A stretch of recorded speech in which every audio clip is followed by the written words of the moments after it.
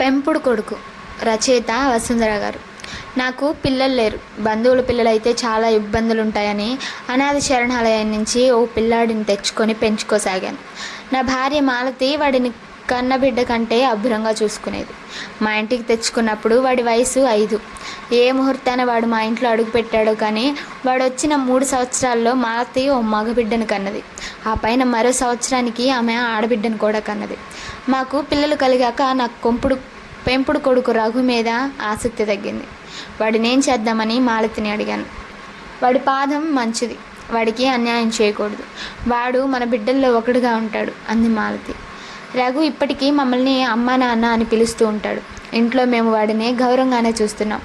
పైగా ఇంటి పనులకు వాడెంతో ఆసరాగా ఉంటున్నాడు. పిల్లల సంరక్షణ చూడడానికి కూడా వేరే మనిషిని ఉంచుకొని అవసరం లేకపోయింది. పిల్లలు పుట్టాక కూడా రఘు వంటి వాడిని ఆదరించగలుగుతున్న నా విశాల హృదయాన్ని ఎందరో అభినందించేవారు. ఆ అభినందనల గురించి రఘు వినేలా మాలతికి చెప్పి ఎంతో ఆనందించేవాడిని. రఘుకి 12 ఏళ్ళు. వాడంటే నాకు ద్వేషం లేదు, కానీ చాలా విషయాల్లో వాడి బుద్ధులు మంచివి కాదు. ఇది నాకు చాలా బాధగా ఉండేది. వాడికి మేము తప్ప ఎవరూ లేరు. మేము పొమ్మంటే ఇల్లు వదిలి బయటికి పోవాలి, అడుక్కు తినాలి. నేను వాడికి లోటేమీ చేయడం లేదు. తిండి పెడుతున్నాను, బట్టలు కుట్టిస్తున్నాను, చదువు చెప్పిస్తున్నాను. ఇన్ని చేస్తున్నందుకు వాడికి కృతజ్ఞత లేదు. పని చెబితే చదువుకోవాలంటాడు, పిల్లల్ని చూడమంటే విసుక్కుంటాడు, వాళ్ళు అల్లరి చేస్తే కొడతాడు కూడా. అలాగని వాళ్ళని ద్వేషించడు. అప్పుడప్పుడు వాళ్ళని ఎత్తుకొని ముద్దు చేస్తాడు. వాడి ఆటలు చాలా మోటుగా ఉంటాయని మాలతి తిట్టేది. ఒకసారి బాబు వాడి నోట్స్ చింపేశాడు. రఘు బాబుని కొట్టాడు. మాలతి వాడిని తిట్టింది. వాడు నా నోట్స్ చింపేశాడు అన్నాడు రఘు. కొడితే తెలుస్తుందా వాడికి అన్నది మాలతి. మరి నిన్న పాలగిన్నె లాగినందుకు తెలుస్తుందనే కొట్టావా అన్నాడు రఘు. ఆ విషయం చెప్పినందుకు ఆమెకు కోపం వచ్చి రఘును మళ్ళీ కొట్టి, నోట్స్ ఏముంది మళ్ళీ కొనిపెడతాగా అంది. అందులో రాసుకున్నవి రాసి పెడతావా? మాలతి వాణ్ణి మళ్ళీ కొట్టింది. ఈ విశేషాలన్నీ తెలిసాక నేను రఘును మరోసారి కొట్టి ఏమైనా సహిస్తాను కానీ ఎదిరించడం సహించను నేను అన్నాడు. ఆ తర్వాత వాడు మళ్ళీ మాలతిని ఎదిరించలేదు. నేను ప్రతిరోజు వాడి జీవితం ఎంత హీనమైందో, మాతో మంచిగా ఉండడం ఎంత అవసరమో వివరించి చెబుతుంటే వాడిని క్రమంగా వాడిలో మార్పు వచ్చినట్లు కనపడింది. ఆ తర్వాత రఘు బుద్ధిమంతుడయ్యానని మాలతి నాకు చెప్పింది. నేను ఎంతో సంతోషించాను. అదే మాట కిషోర్ కూడా అన్నప్పుడు ఇంకా సంతోషించాను. కిషోర్ నా స్నేహితుని కొడుకు. వాళ్ళు మా ఇంటికి తరచుగా వస్తూ ఉండేవారు. కిషోర్కి రఘుకి క్షణం పడేది కాదు. కిషోర్ తల్లిదండ్రులకు ఆ కారణంగా రఘు అంటే నచ్చేది కాదు. వాళ్ళు రఘుని తిట్టేవారు. నేను మాలతి కూడా వాళ్ళనే సపోర్ట్ చేసేవాళ్ళు. అప్పుడప్పుడు వాళ్ళు రఘు అంతస్తును గుర్తు చేసేవారు.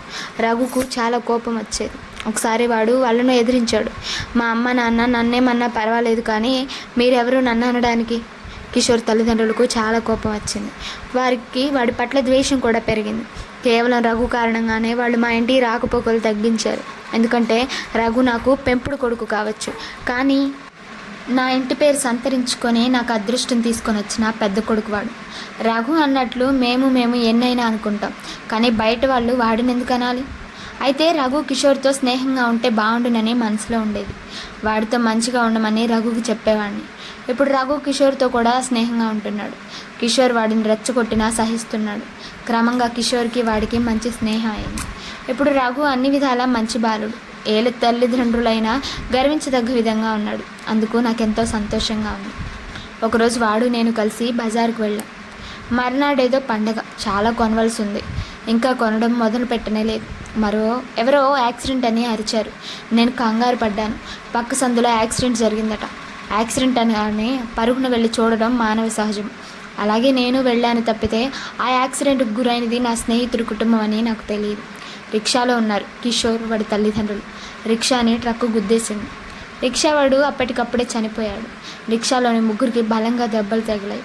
వాళ్ళని హాస్పిటల్కి తరలించే ఏర్పాట్లు జరుగుతున్నాయి. వాటిలో నేను పాల్గొన్నాను. ఈ సన్నివేశం నన్ను బాగా కదిలించింది. ఇంటికి వెళ్ళి ఈ విషయం అమ్మకి చెప్పిరారా రఘు అంటూ రఘు వంక చూసి ఆశ్చర్యపడ్డాను. వాడి కళ్ళలో మెరుపు సంతృప్తి. అంటే ఈ ప్రమాదానికి వాడు చాలా సంతోషిస్తున్నాడా? నేను హాస్పిటల్లో కాసేపు ఉండి ఇంటికి వెళ్ళాను. ఎలా ఉందండి వాళ్లకు అన్నది మాలతి. రఘు చెప్పలేదా? చెప్పాడు. కిషోర్ బ్రతకపోవచ్చు అన్నాడు. వెధవ, ఆ వార్త చాలా ఉత్సాహంగా చెప్పాడు అన్నది మాలతి. పిల్లల అసూయ చాలా ప్రమాదకరమైనది. వీడు కిషోర్ చావాలని కోరుకుంటున్నాడన్నమాట. కిషోర్ చేస్తే తల్లిదండ్రులు ఏడుస్తారు కదా. వీడికి వాళ్ళంటే మంట, అదే కారణమై ఉంటుంది అని. వీడు మన పిల్లల మీద అసూయ పడకుండా చూసుకోవాలి మనం అన్నాను. స్నేహితుడి కుటుంబానికి జరిగిన ప్రమాదం కూడా మర్చిపోయి నాకు జరగనున్న ప్రమాదం గురించి ఆలోచిస్తున్నాను. స్వార్థం చాలా బలమైనది. సాయంత్రం సకుటుంబంగా హాస్పిటల్కి వెళ్ళాము. అప్పటికే జరగవలసినది జరిగిపోయింది. కిషోర్ బ్రతికాడు, కానీ వాడి తల్లిదండ్రులు ఇద్దరూ పోయారు. ఈ వార్త వింటూనే రఘు కెవ్వుమన్నాడు. వాడు బోరున ఏడుపు ప్రారంభించాడు. వాడిని ఆపడం చాలా కష్టమైంది. కిషోర్ చనిపోతాడని తెలిసి ఆనందించిన రఘు తనతో శత్రుత్వం నెరిసిన కిషోర్ తల్లిదండ్రులు చనిపోయారని అదే పనిగా ఏడుస్తున్నాడు. అది మనసు చలించిపోగా, హృదయం కదిలిపోగా తట్టుకోలేక పసివాడు చేస్తున్న ఆక్రందన అది. అప్పుడు నాకు అనుమానం వచ్చింది. రఘు మనసులో వారి చావును చాలాసార్లు కోరుకొని ఉంటాడు. వారు నిజంగా చనిపోగానే తన మూలంగానే వాళ్ళు చనిపోయారా అన్న అనుమానం కలిగి పశ్చాత్తాపంతో బాధపడిపోతున్నాడు. కారణం? అయితే వాడి మనసులో ఇంకా ఎవరి చావును కోరుకుంటున్నాడు? ఆ ప్రయత్నంగా నాలో భయం ప్రారంభమైంది. అప్పుడు అక్కడ చేరిన ఓ ముసలాయన రఘును సముదాయించి, బ్రతకడానికి అదృష్టం ఉండాలి. కిషోర్ అదృష్టవంతుడు, బ్రతికాడు. అతడి తల్లిదండ్రులకు ఇంకా బ్రతికే అదృష్టం లేదు అన్నాడు. అదృష్టం కిషోర్ది కాదు, పోయిన వాళ్ళది అన్నాడు రఘు ఇంకా ఏడుస్తూనే. ఎందుకని అన్నాడు ముసలాయన. పిల్లలు లేకుండా పెద్దవాళ్ళు బ్రతకగలరు, కానీ అమ్మా నాన్న లేకుండా పిల్లలు బ్రతకలేరు. అమ్మా నాన్న లేని జీవితం పగవాడికి కూడా కోరుకోను నేను. పాపం కిషోర్కి ఇప్పుడు ఎలా? వాడికి ఎవరో పెంపుడు కోడికై జీవించాలి. ఇంతకాలం వాడు ఎలా బ్రతికాడో నాకు తెలుసు, కానీ ఇప్పుడు వాడికి అలా సాగదు. అది నేను ఊహించుకోలేకపోతున్నాను అంటూ మళ్ళీ బోరుమన్నాడు రఘు. నేను దెబ్బతిన్నాను. స్వార్థాన్ని, ద్వేషాన్ని, అసూయను అధిగమించి రఘు కిషోర్పై జాలి పడుతూ అన్న ఆ మాటలు ఎక్కడ నేర్చుకున్నాడు? అవి వాడి అనుభవంలోంచి వచ్చాయా? నేను నా ప్రవర్తనను సింహావలంలోకనం చేసుకోవాల్సి ఉన్నది. అయితే ఆ క్షణంలో రఘు నా పెంపుడు కొడుకని ఆ ముసలాయనకు తెలియకపోతే బాగుండునని అనుకున్నాను.